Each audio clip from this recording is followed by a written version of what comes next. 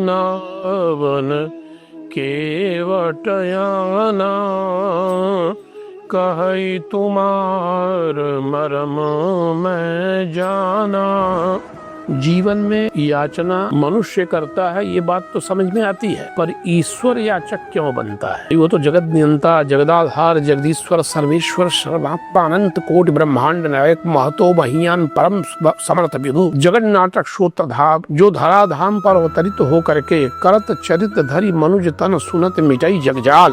जो दो पर ब्रह्म परमात्मा है, जो जगत नियंता है, जो सर्वेश्वर है, जो सर्वात्मा है, वो जीवन में याचना क्यों करता है? जीव याचना करता है, ये बात तो समझ में आती है, पर ईश्वर कुछ मांगता है तो क्यों मांगता है? मांगी मांगी माखन उड़ायो गोप गोपिन के, मांगी मांगी चावल सुदामा के चबायो है, मांगी मांगी बलिसो लई जो तीन पग भूमि, नापे तीनों लोक तापे तहु न अगायो है, मांगी मांगी खाए द्रौपदी के बटुली के शीक, मांगी मांगी शाग विदुरानी घर पायो है, ऐसे मंगता से कहो कहाँ लो रहोगे दूरी,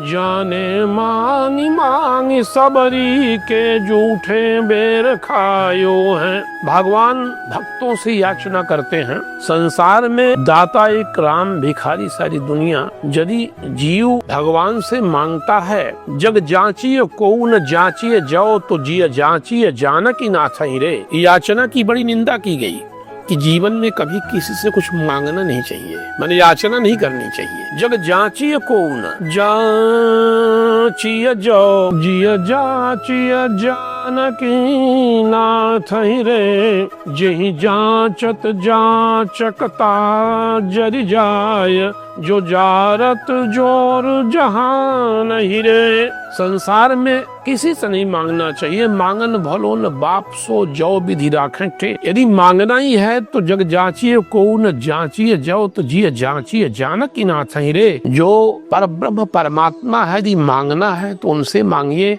उनसे मांगने से मांगना ही मिट जाता है, याचना ही जीवन की मिट जाती है। जगदाधार, जगदनियंता, जगदीश्वर, सर्वेश्वर, सर्वात्मा जब जीव को जीवन में देता है तो इतना दे देता है कि मांगने की आवश्यकता नहीं पड़ती। तो जो संसार की याचना को मिटा सकता है, प्राणी मात्र की याचना को मिटा सकता है, वो स्वयं याचक क्यों बनता है, क्यों मांगता है? मानो कहने का अभिप्राय ये है कि जब भक्ति में प्रेम का उदय होता है, भक्त जब प्रभु के प्रति समर्पित होता है, जब उसमें ईश्वर के प्रति जीवन में एक समर्पण की वृत्ति आती है, भगवान वहाँ याचक हो जाते हैं। मन में जब निर्मलता आती है, प्रभु की भक्ति आती है, मन ऐसा निर्मल भया, मन ऐसा निर्मल भया, जैसे गंगा नीर पाछे पाछे हरि फिरे, कहत कबीर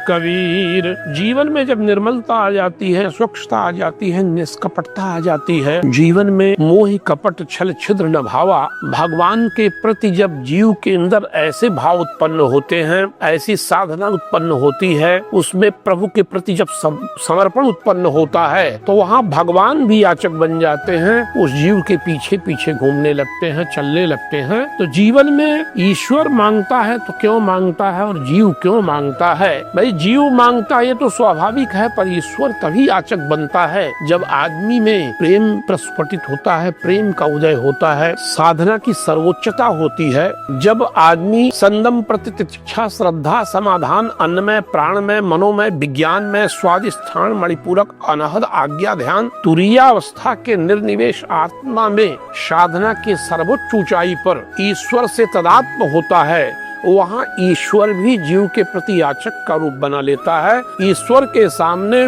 जीव के सामने ईश्वर मांगने के लिए खड़ा हो जाता है। तो जीवन में साधना की पराकाष्ठा हो तो भगवान भी याचक बन जाते हैं। इसी से रामचरितमानस के कीवट प्रसंग में जो चौपाई है, भगवान कीवट के सामने खड़े होकर नाव की याचना करते हैं। मांगी नावन केवट आना, मांगी नावन केवट आना, कही तुम्हार मरम में जाना।